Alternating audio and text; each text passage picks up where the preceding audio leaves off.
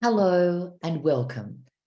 We acknowledge the traditional owners and custodians of the many lands on which we work, and we pay our respects to Indigenous elders, past, present, and emerging. Sovereignty has never been ceded. It was and always will be Aboriginal land. Elder Abuse Action Australia is committed to ensuring equitable and inclusive responses to end elder abuse for people with diverse characteristics and life experiences. We, EAAA, honour the older people in our community who have endured abuse and neglect, and we note the important contribution their lived experiences make to our work. We support the International Convention on the Rights of Older Persons and aspire to one day when everyone can live a life free from abuse. I'm Philippa McDonald, and this webinar is brought to you by compass.info and Elder Abuse Action Australia, EAAA. It's funded by the Attorney General's Department. Today, we're covering the 5 types of elder abuse: psychological or emotional abuse, financial abuse, physical abuse, sexual abuse, and neglect. We'll take you through the evidence, the latest data, the real-life scenarios, and what can be done to prevent and respond to elder abuse. We invite you to participate in the Q&A, and I encourage you to ask respectful questions and refrain from identifying anyone, and to ask and direct your questions to our wonderful panellists. You may find some of the issues we're speaking about today distressing, so you can either come back to the recording after tomorrow, or please take down this phone number, the Elder Abuse Helpline, 1-800-353-374. That's 1-800-353-374. An incredible resource, if you don't already know it, please get to know it, is compass.info. That's compass.info. Without further ado, let's meet our eminent panellists. Colette Botts is the Director, Family, Domestic Violence and Elder Law Practice at the Caxton Legal Centre. Colette manages the Seniors Legal and Support Service, a multidisciplinary legal and social work program that assists older people who are experiencing or at risk of experiencing elder abuse. Colette has practiced in elder law, domestic violence, family law, civil law, and child protection. Thanks, Colette. John DeMayo is a research fellow at the Australian Institute of Family Studies. He's a member of the research team that conducted the National Elder Abuse Prevalence Study. In this role, he undertook research to investigate the prevalence and dynamics of elder abuse in Australia and analysis of the characteristics of those who experience elder abuse. And Robert Fitzgerald, AM, is the New South Wales Ageing and Disability Commissioner. He served as a commissioner on the Royal Commission into Institutional Responses to Child Sexual Abuse for 5 years. A lawyer by profession, Robert was also Community Services Commissioner and Deputy Ombudsman in New South Wales, and was a commissioner with the Productivity Commission for over 10 years. Welcome to our panellists. Thanks for joining us. We're going to actually, before we get to you, take a poll right at the start. And we're asking you, what is the most common form of elder abuse? Is it financial abuse? Is it neglect? Is it physical abuse, psychological abuse, or sexual abuse? So we're asking you, our wonderful participants at this webinar today, to make a single choice, one choice, and we'll get back to the results later on in our webinar. So the question again is, what is the most common form of elder abuse? Is it financial abuse, neglect, physical abuse, psychological abuse, or sexual abuse? So I can't vote, neither can our panelists, but you can vote, and we ask you to put in your vote, and we'll get back to you in about 25 minutes. Let's now start with you, John DeMeo, from the Australian Institute of Family Studies, and walk us through what are the 5 types of elder abuse briefly, one by one, John. Thanks, Philippa, and it's great to be here today as part of the panel to share some of our findings around elder abuse and the 5 types.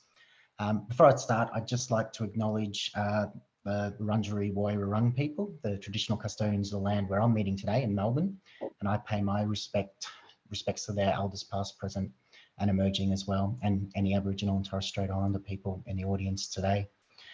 So to answer that question, I'm going to be drawing from some of the findings from our National Elder Abuse Prevalence study. It's one of the most comprehensive studies of its kind in Australia.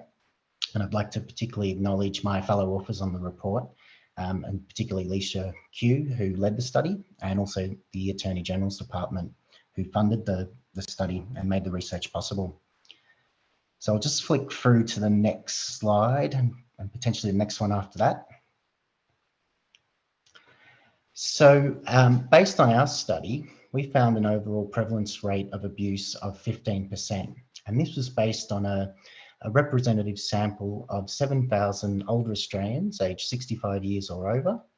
And as part of this survey, we collected information obviously about their experiences of elder abuse, and also was able to collect information on a further 5 subtypes of abuse. And the survey also collected information about the participants' characteristics, their social networks, psychological and social well-being, and also who perpetrated the abuse. So as we can see from this slide, overall, 15% or almost 1 in 7 older Australians experienced elder abuse or reported an experience of elder abuse. And we're also able to collect data on the prevalence of the different types of elder abuse. So the most commonly reported subtype was psychological abuse at 12%, and then smaller proportions reported neglect, 3% of our sample, 2% reported financial abuse and physical abuse, and 1% reported sexual abuse. I guess it's also worth noting that 4%, or about 1 in 25, experienced multiple types of abuse as well. And women were slightly more likely to report experiences of abuse, 16% compared to 14% for males. So there wasn't a particularly strong gendered pattern in our findings, although I'll note for 2 of the subtypes, which is psychological abuse and neglect, women were more likely to report these 2 types compared to men in a small but statistically significant extent. And yes, I didn't cheat and select psychological abuse as the answer to our poll either. Well, could you explain the combination of the types of abuse? Yep. So this slide, what we're doing is looking at the co-occurring forms of abuse. So I guess it's important to note when interpreting this table that, as we saw from the previous slide, most participants only have one or reported one experience of an elder abuse type. So what this table is doing is sort of drilling down to those participants that experienced or reported 2 or more types. And what we can see is that the most common co-occurring elder abuse types were psychological and neglect. So this was about 23% of all the participants who reported 2 or more types, and about 6% of participants who reported at least 1. And then, the next most common was psychological and physical, and psychological and financial. So again, about 21% of those who experienced 2 or more.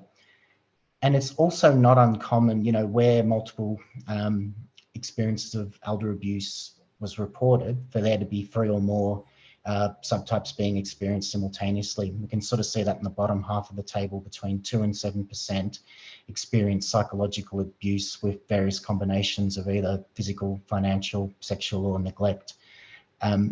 And I know Colette's going to talk a little bit later about some of her clients who are presenting with multiple experiences of elder abuse.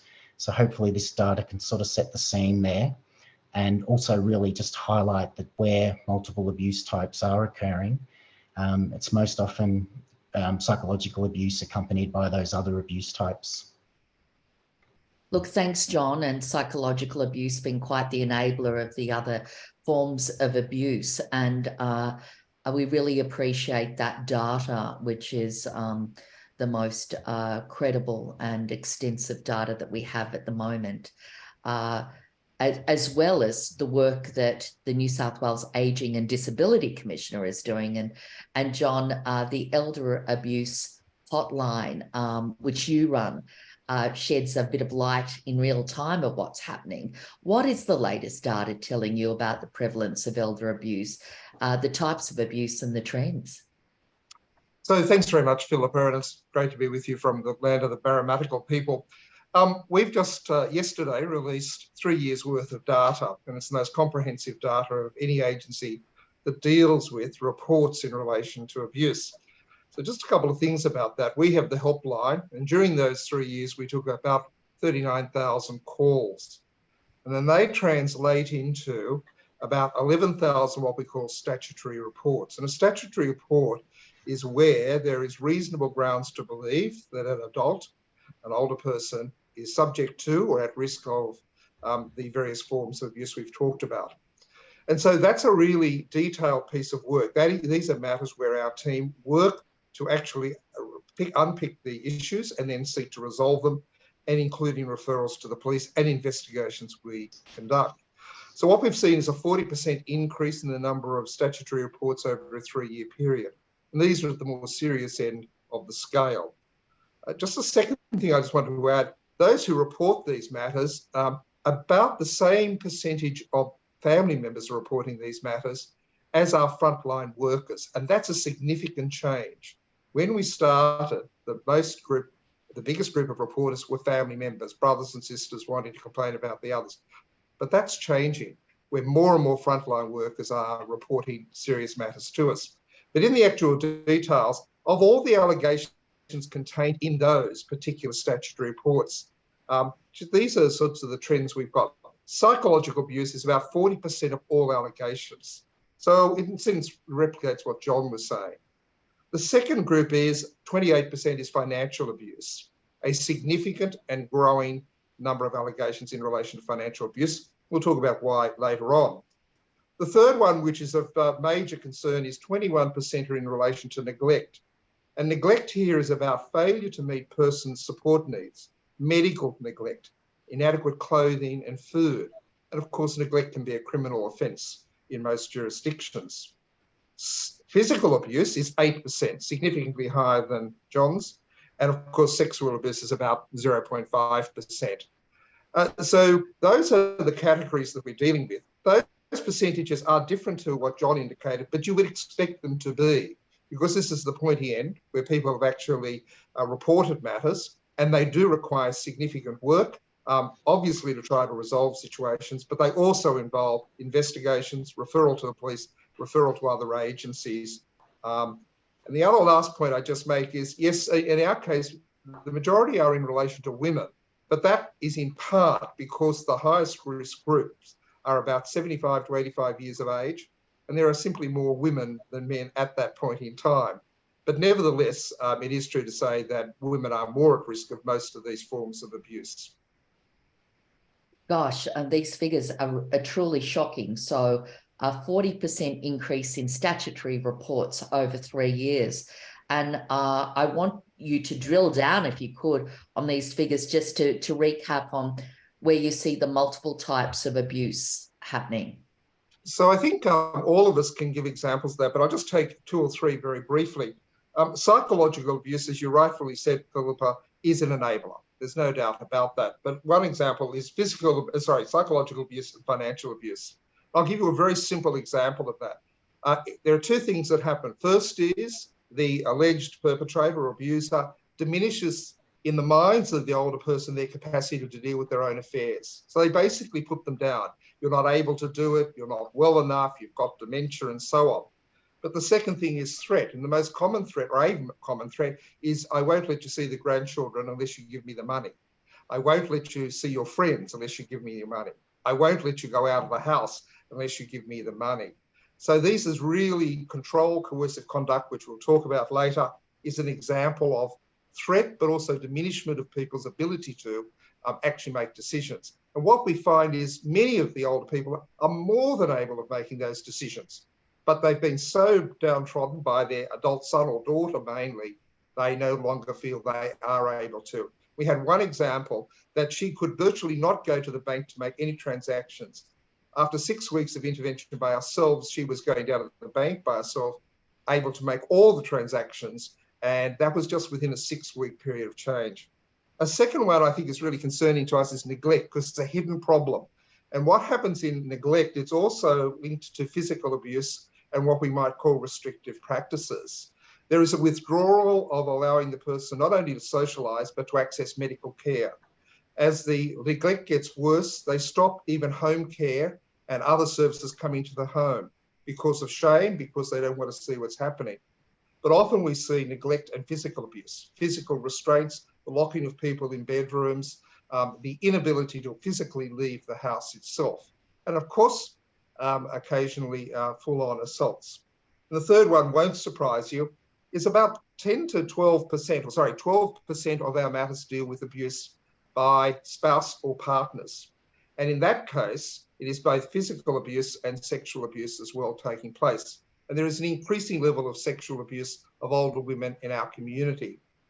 And so there we often see sexual abuse, violence, and very much part of the domestic violence and family violence scene. So these combinations do exist. And as John's data shows, we would find it more common that there is in fact a combination of matters happening. But it's that combination that actually disempowers older people very significantly. But psychological abuse often is the underpinner to that, as it is in domestic and family violence generally. Thanks for that, Robert. I really appreciate it. Look, the Q&A is coming alive, and I'm just going to address a couple of questions that are coming in early, which we will unpack more later in the webinar. And from Stuart, there does not seem to be a lot of things you can do. So Robert and Colette, could I just ask you a quick response to that, and we'll unpack it more later on. So if I can just make it very simple. If you see or are concerned about the conduct, it doesn't mean you formed a view there's abuse. It means that you're concerned, you're seeing something that's not right. In many of the jurisdictions, including our own, there is now somewhere to pick up the phone and talk to us. Of those multiple calls that go into our helpline that don't turn into cases, it's actually just trying to deal with the circumstance, explain what's happening, and of course, escalate or elevate it where there is true risk of harm. So in places like South Australia, ACT, ourselves and in other jurisdictions, there is now a place you can take those concerns. I want to make the point, you do not have to form the judgment that it's abuse. That's my job. Your job is to say, I'm concerned, it's not getting better, and now I can do something about it. Whereas before, I suspect there were very few places you could have gone to. And I'm sure Colette's got other avenues as well. And Philippa, I think that question also just illustrates for us that if there's a perception that there aren't that many avenues for people to take, that we actually need to increase that awareness. But we're certainly going to be unpacking that throughout our conversation today. Yes, thank you very much. So Robert, we'll come back to you later for what you see as the warning signs and the drivers, particularly around financial abuse and neglect. And Colette, Caxton is a law firm with a difference. What makes you uniquely placed to work with people experiencing elder abuse? Thanks, Philippa. Before I do start, I would also like to pay my respects and acknowledge that I'm on the land of the Yagara and Turrbal people.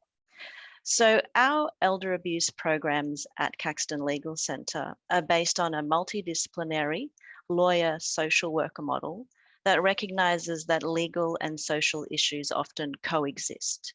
And it's also a human rights-based model where we empower our clients to know their legal rights and to also know the support options that are available to them, so that they can then be the ones to decide which interventions they want to take. And we know from the Prevalence study, and we also see this in our practice, that the most common types of perpetrators are family members, specifically adult children. And we do find that many of our clients simply don't want to take action against their children. They don't want their children to get in trouble. And to use their words, all they want is for the abuse to stop.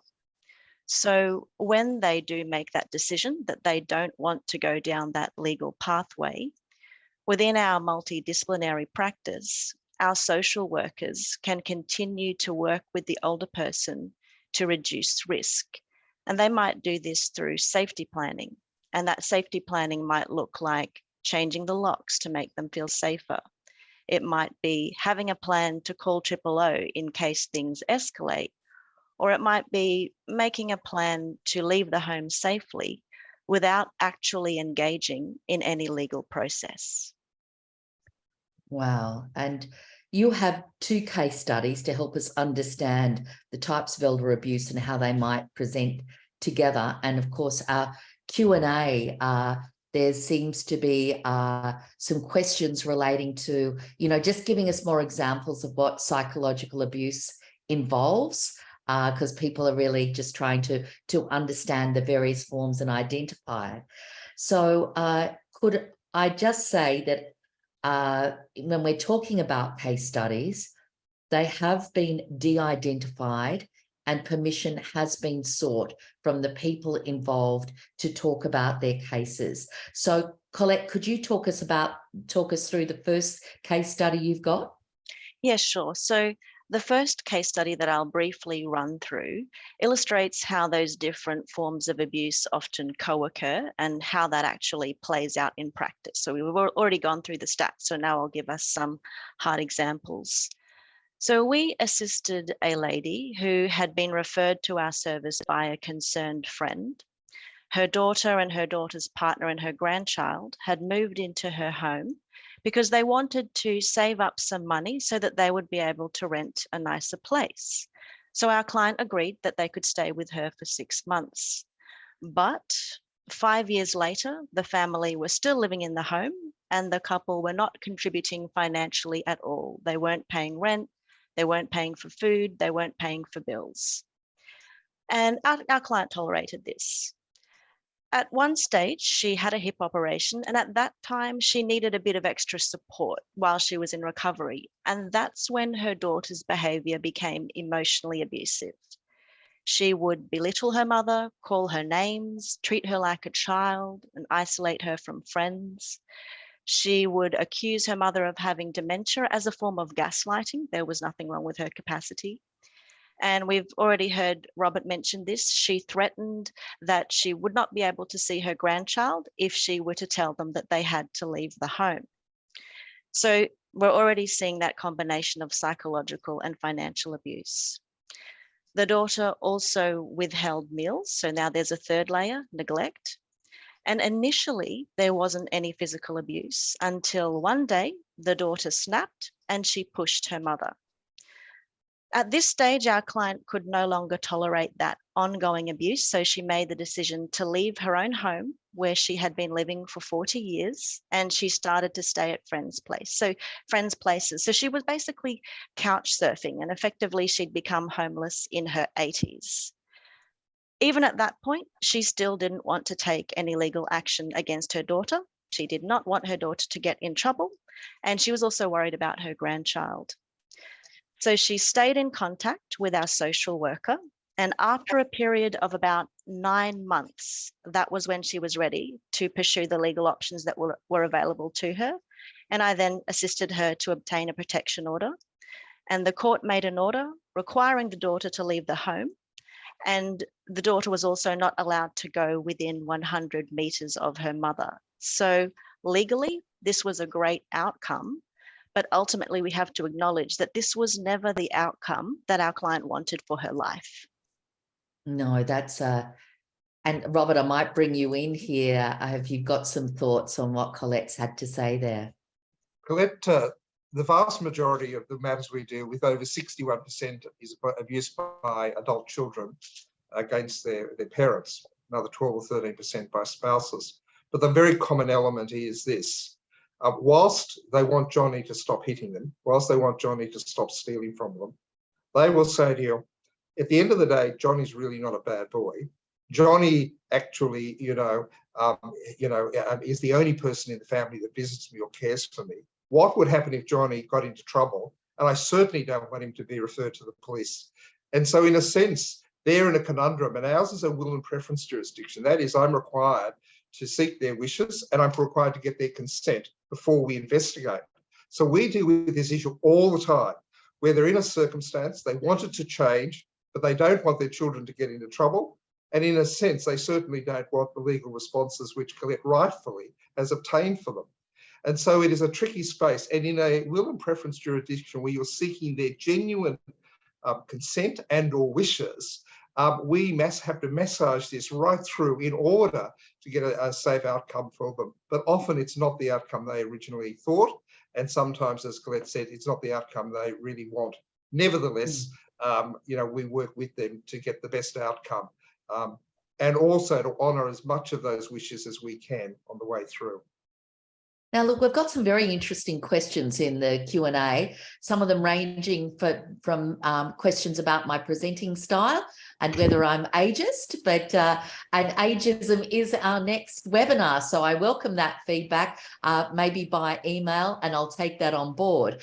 But on a very serious note, we've had Ben say, please always regard the person holding personal enduring power of attorney as exempt from charges of neglect, social abuse, etc. Robert, you're nodding your head there. One of the emerging trends, and it's a very serious one, is the abuse of powers of attorney by attorneys. I want to be clear, sometimes that is because the attorney does not understand their responsibility. And I have to say the system, including the advice they get from lawyers, is clearly inadequate in relation to that. But the second one is there is actually abuse being occurred under the power of attorney. And we see third parties ingratiate themselves into the lives of older people, sometimes actually become live-in carers, and very soon thereafter get powers of attorney. So powers of attorney are an area of growing concern to everyone and everywhere. And our systems are very poor. We can go to NCAT and have powers of attorney changed.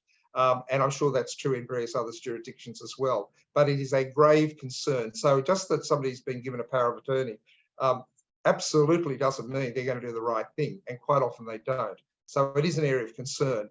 And of course, the other point about it is the older person thinks once they've given the power of attorney, they can't do anything about it.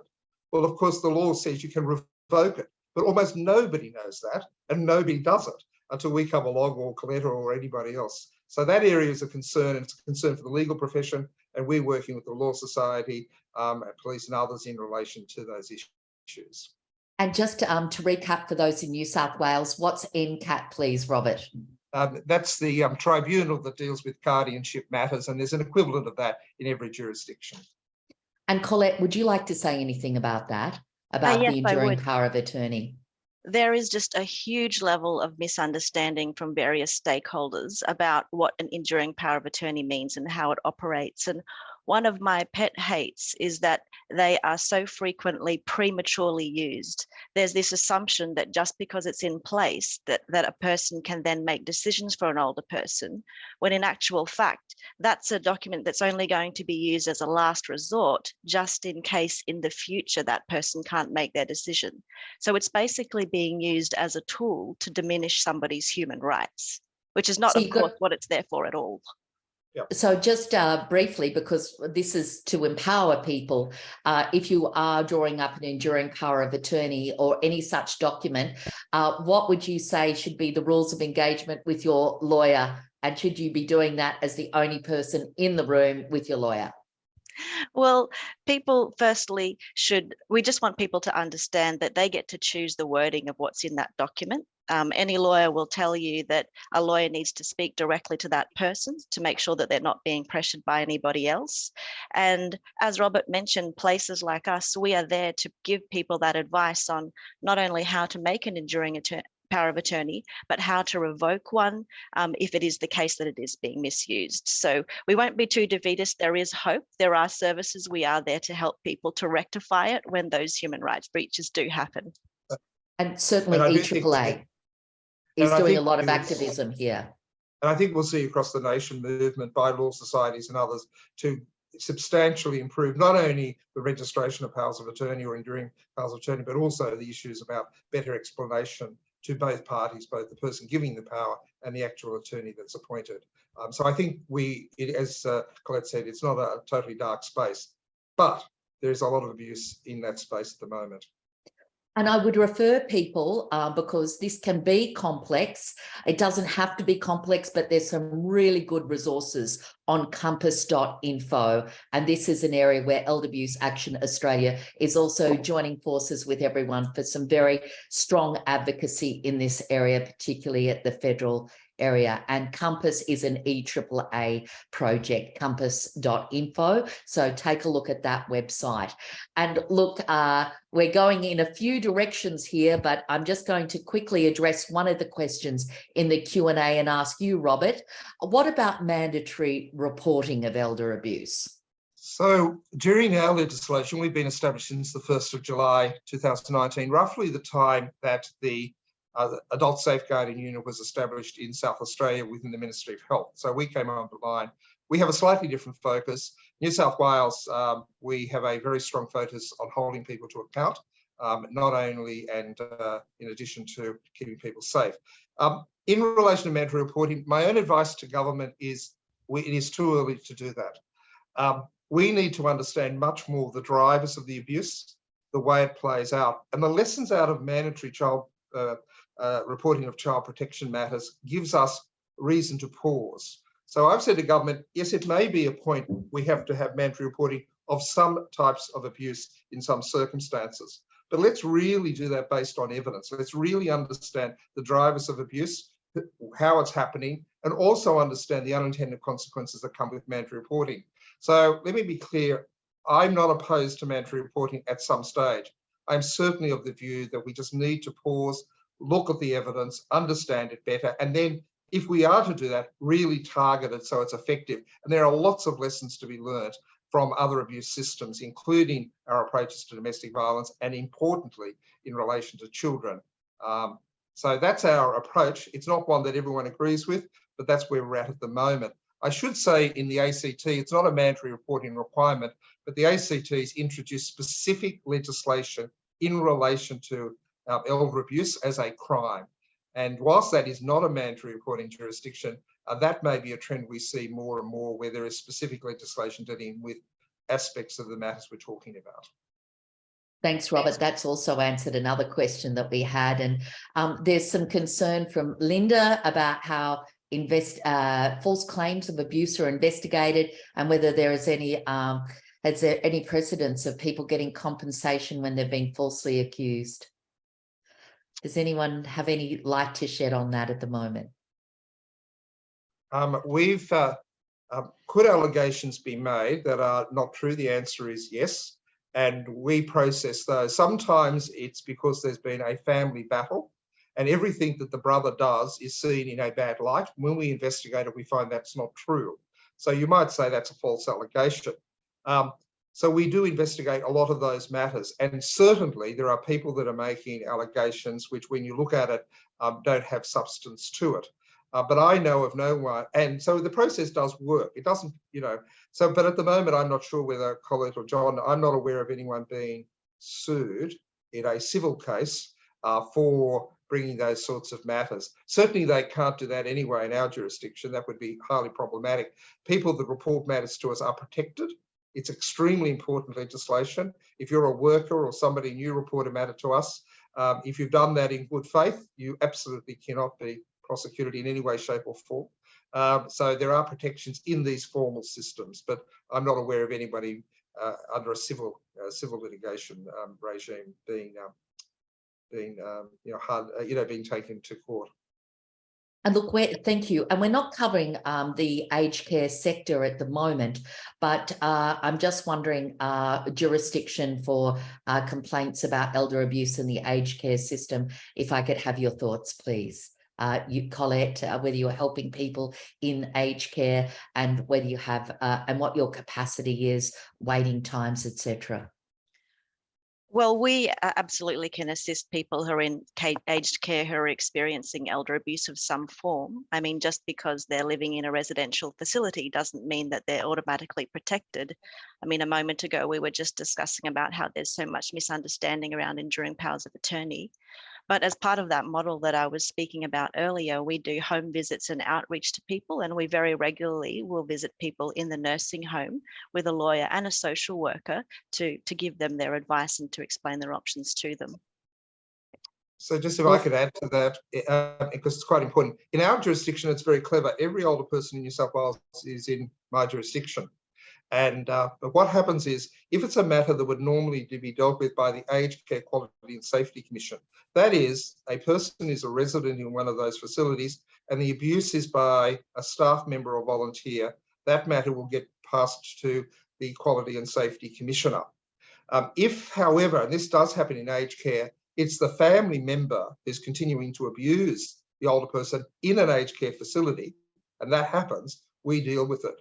And sometimes we do joint investigations. So in our jurisdiction, it's not where you are, it's who's doing it. So again, if it's a matter where the staff member or a volunteer in a residential aged care facility, it is at the Commonwealth level, the Aged Care Quality and Safety Commissioner, and she will do that. But if it's a family member, a neighbour, a friend, and they're abusing, then that won't be covered by that jurisdiction. And in our case, it's us. And in other jurisdictions, it's other organisations. The reason we do this is to try to stop duplication. But sometimes we actually do joint investigations in relation to these matters. Oh, look, thank you for that. That's great. And now it's time to get to our poll, because I'm wondering, I'll ask for Compass to bring up the poll. What is the most common form of elder abuse? 47% of you said financial abuse. 21% of you said neglect. 2% of you said physical abuse. 30% of you said psychological abuse, and 1% sexual abuse. So that's a very interesting poll, and I'm just going to whip around, and I might go to you, John, as our data man, as to what you think of this and how that relates to what you're seeing, and then each of you to comment. So, John, over to you.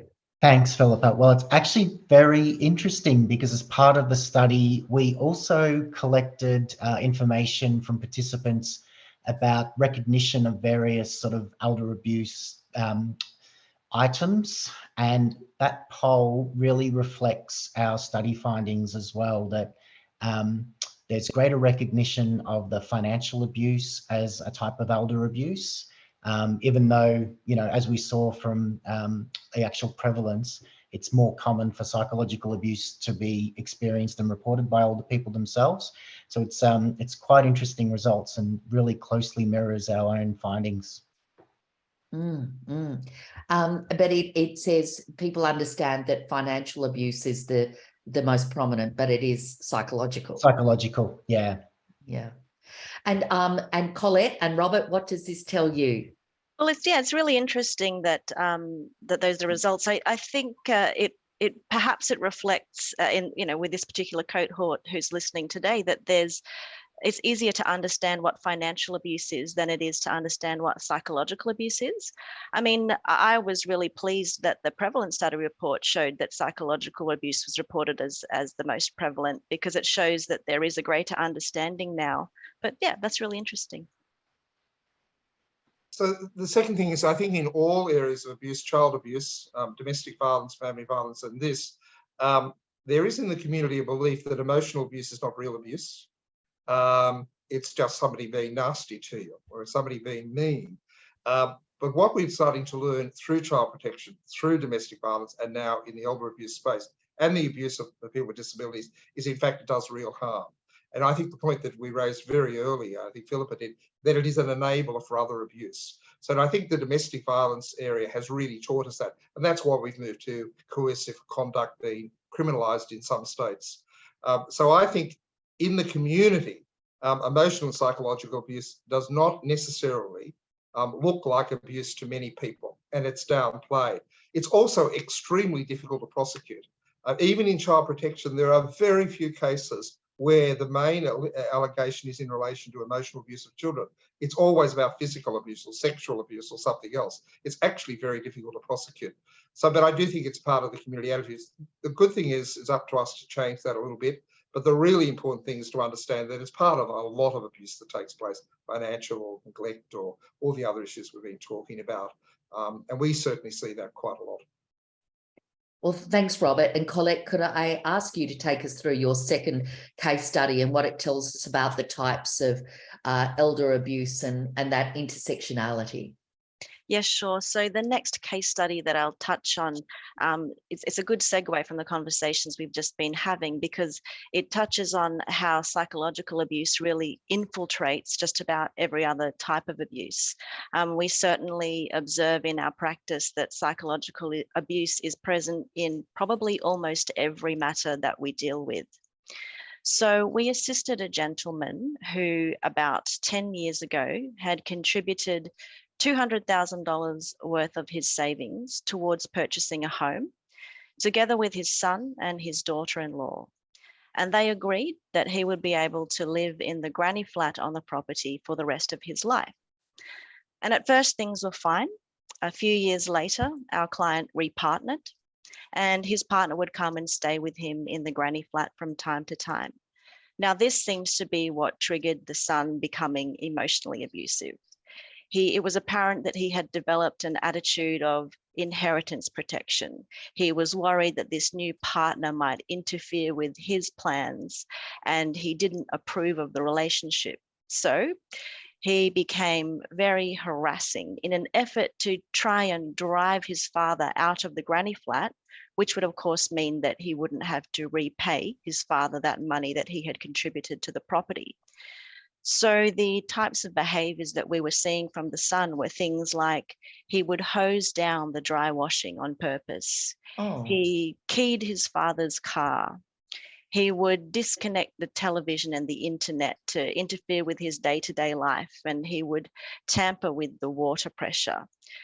So what we're seeing in this case study is the way that psychological abuse, and we've already been talking about this today, the way that it facilitates that financial abuse. And the psychological abuse we can see here, it's essentially paving the way to create the perfect opportunity for the son to commit that financial abuse.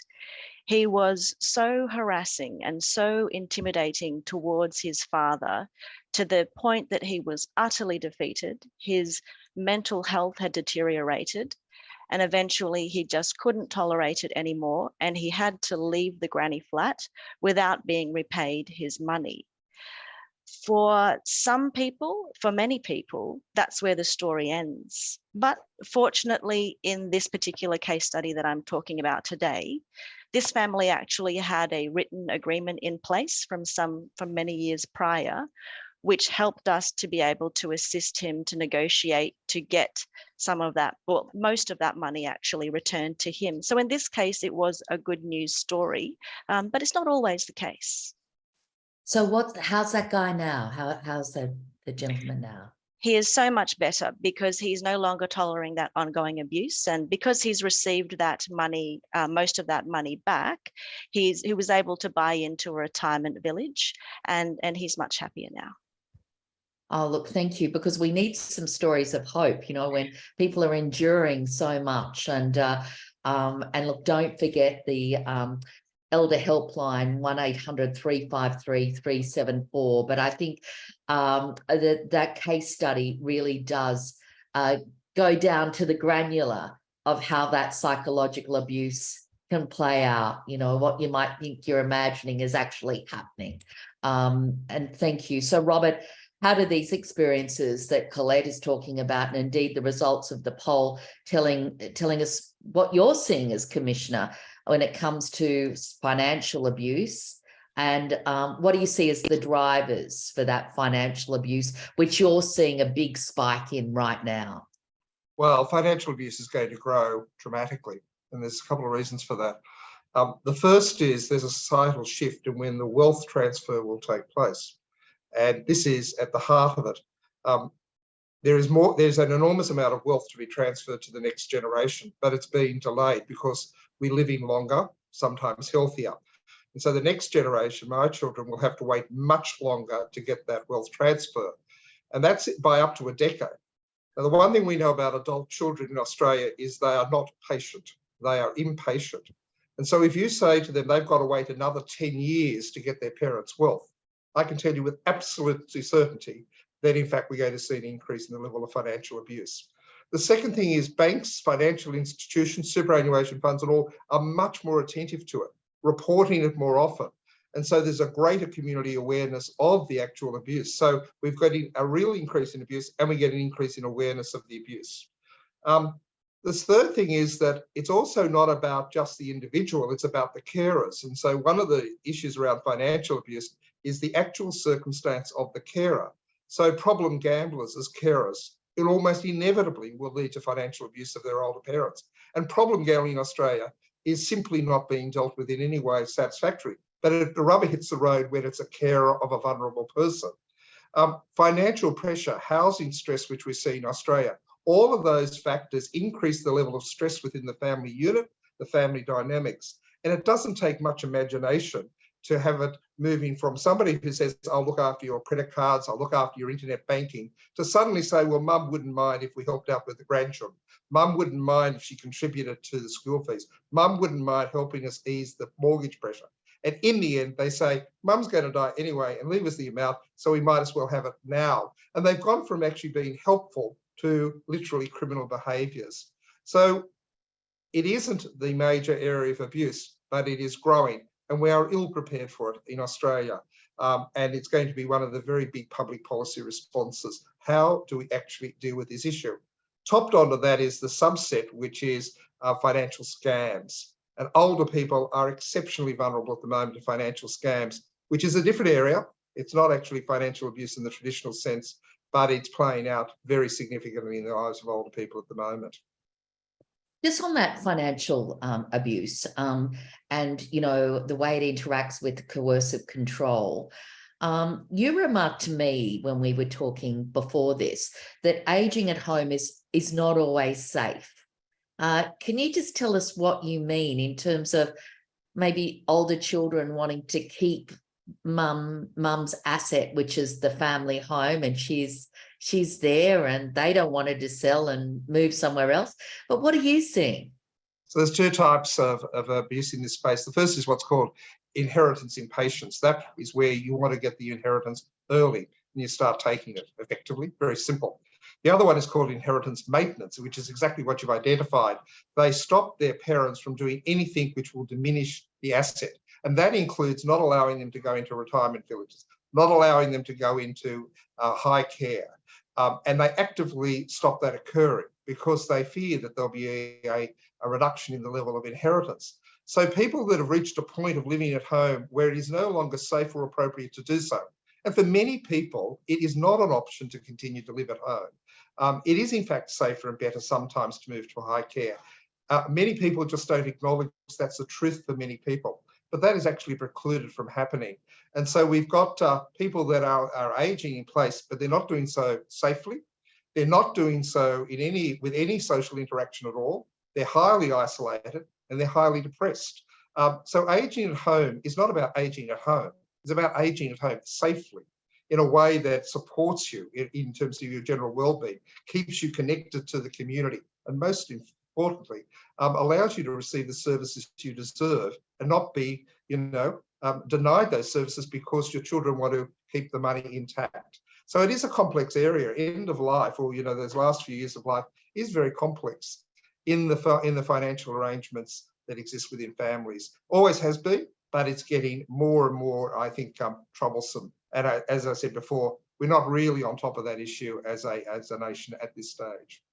So adult children stopping mum or dad putting a down payment on accommodation that might be more suitable and certainly much more sociable and supported. Well, all of those sorts of facilities generally mean that the asset, when you leave a retirement village or even a nursing home or what have you, some of what you've put in is lost. And that's part of the arrangement. So some people say, no, we're not going to do that. You know, we might get 75% in 5 years, but no, we want 100% now. And so it actually has been playing out for a very long time. This is not a new phenomenon, but I have to say to you, it's an increasing phenomenon. And the costs of aged care and so on mean that some of these families are denying older people the right to a safe and connected existence.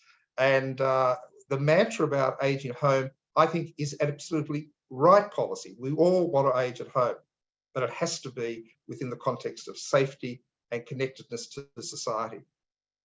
Well, this seems to be the perfect time to get back to you, John DeMeo. What's the evidence telling us regarding the main perpetrator groups? Yeah, so based on our study, we collected the main perpetrator for each of the 5 elder abuse types. And really what we can see is the data really shows that the underlying dynamics of elder abuse can be a little bit different for each of the abuse types, but really echoing what Colette and Robert have said as well, you know, intergenerational family relationships do account for a substantial proportion of elder abuse experiences. And we can see this, that children were the most commonly reported perpetrator for financial, psychological and physical abuse. And in terms of neglect, they were sort of similar rates between children and spouse partner as well. And you know, the dynamics around sexual abuse are really quite different. That pattern is very different, where friends, acquaintances and neighbours were the main perpetrator groups. And I think what it's really sort of showing as well is, you know, when we think about potential measures to address elder abuse, it really needs to take in mind the victim themselves. And it's, you know, they might want to report family members, you know, because of potential adverse consequences around social isolation and isolation from their family.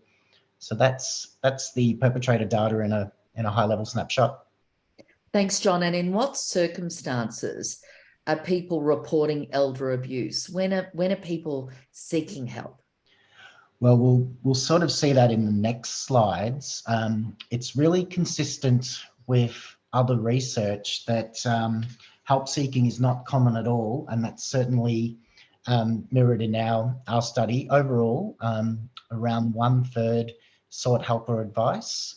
And again, there was some variation between the different subtypes. So people who reported experiences of physical abuse were the highest proportion sought help, that was 50%. And we can see where it was neglect, that was the lowest proportion of 20% had sought help. And it's probably also worth mentioning as well that where they were seeking help, we collected some further information about the types of help they were seeking, and it was more informal sources such as seeking help from family and friends. Both were sort of 41% of those who sought help. And sort of the more formal responses was seeking help from a GP or nurse, and that was about 1/3. Thanks, John. And Robert and Colette, what's standing in the way of people reporting, and what powers are there to make a difference in cases of elder abuse? Firstly, I think John's analysis is terrifically helpful. And it does show that different types of abuse have different drivers and different perpetrators, and that's very important. So elder abuse is not elder abuse. There are different types and there are different drivers. But if we talk about the key drivers that stop people coming forward, I think they're pretty clear. Firstly, for family members, there's an uncertainty. Is this abuse? And that's why I said earlier, our whole strategy is not for you to form the view it's abuse, but something's wrong, something's not right, and to come forward. So the reporting is not, it's getting people to come forward. The second, and it's very problematic in relation to multicultural communities, is shame. I can't tell you what a barrier shame is. Shame exists in all forms of abuse. It is very prominent in multicultural communities and Indigenous communities. So the shame that it will bring to the family, to the community, to the church, is really strong. Now, it's not, you cannot say to people, you should not feel shame. If you feel shame, you feel shame. So we have to work through that, how we get that. So that's an area. In relation to workers, which is a really important group, it's a slightly different dynamic. One is it's about uncertainty, but the second thing is about uncertainty as to how their employer, how their service provider will in fact react if they raise these issues. Because there is the potential the family will then withdraw the older person from the service. That service, they'll actually go elsewhere. And so workers have to be not only given education, but they have to be permission and encouraged to report. So I think, again, just like there are different drivers of abuse, there are different factors that mitigate against reporting. But the last point, a positive one, is we try to find those points of connection where older people will disclose. And I'll give you just one example of that, is discharge from hospitals. When in New South Wales, and I'm sure it's true in every other state, if you're discharging an older person, there's meant to be a discharge plan, and that person is not allowed to be discharged unless they are going to a safe environment. Now, that means that at some point, a social worker, a senior nurse practitioner, somebody is meant to have a private conversation, absence of family members. And we work very extensively with hospitals and healthcare system here, because it's a primary point at which an old person will disclose matters that may be indicative of abuse. So we have to find the points at which the older person is likely to disclose, as well as try to educate the frontline workforce in a way that allows them to safely report matters or raise concerns with us or other bodies. So it's a complex area. The good news is our numbers show that frontline workers are increasingly bringing matters forward, health professionals in particular. The big challenge is working with families, and bigger challenge is working with cold and Indigenous communities. Colette. Yes, so Robert and John have really summed that up really well. But what I'll add in terms of the drivers of elder abuse that we haven't spoken about as much yet, but which we can see in those case studies that I've gone through, is that one of those drivers is that relationship of dependency. It might be on the one hand, the older person needing to depend on their child, or on the other hand, the flip side, the child depending on their mother or father. It might not be the case that they set out to commit elder abuse. Like in that first case study, they wanted to move in to save up some money, and then, it ended up being too convenient, and the next minute elder abuse is occurring. Likewise, with the second case study I went through, they thought everything was fine and dandy. They thought it was mutually beneficial until that sense of entitlement came. Definitely not justifying the behaviors of any of the perpetrators, but just acknowledging that sometimes it's opportunistic and that it wasn't necessarily something that they set out to do. Sure. But I think that's very common in this area of abuse. The mistake to make is to believe that all people that abuse started off to do the wrong thing. In fact, the vast majority of our experience is that is not the case. They start off wanting to be helpful, but there is a pattern of behaviour. But I should make one thing clear. There is a group of people out there that are deliberately targeting older people. They are deliberately finding vulnerable targets, and they move from victim to victim to victim to victim. And so whilst that's a tiny percentage of the group that we deal with, they are out there. But what Colette said is true. A huge percentage of our matters did not start off with people wanting to abuse their relatives or their neighbours, but they do.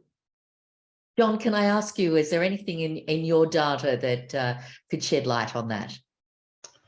Not particularly, but I was drawn to one of your previous comments about hope around this area. And I guess I'd just like to say that, since we did the prevalence study in 2019, one of the really positive things is that there is so much more knowledge and awareness around elder abuse now. And I think that's a fantastic thing. And I'll give a little plug for the next seminar. My colleague Leisha will be presenting some of our findings around ageism, and we've found that younger people themselves hold less ageist attitudes than older people. So I think that's a potential sort of driver for change in the future as well. Wow.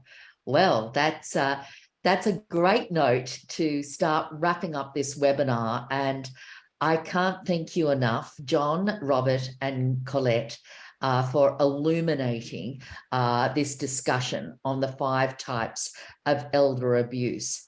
So we do come with a very strong message of to really be empowered here, to take on the subjects of this discussion today, to look to compass.info. If you are in need of help, don't hesitate to lift the phone to the Elder Helpline, 1-800-353-374, the wonderful resources on compass.info. And thank you. And thank you to all our participants today for joining us and for taking part in the poll.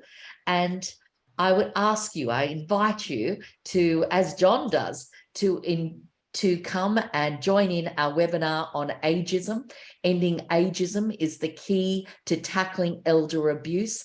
On Thursday, the 29th of June, we'll hear from Leisha Chu from the Australian Institute of Family Studies, Marianne Geronimo from the Federation of Ethnic Communities Council, and the wonderful Dr. Kay Patterson, AO, the Age Discrimination Commissioner, not to be missed.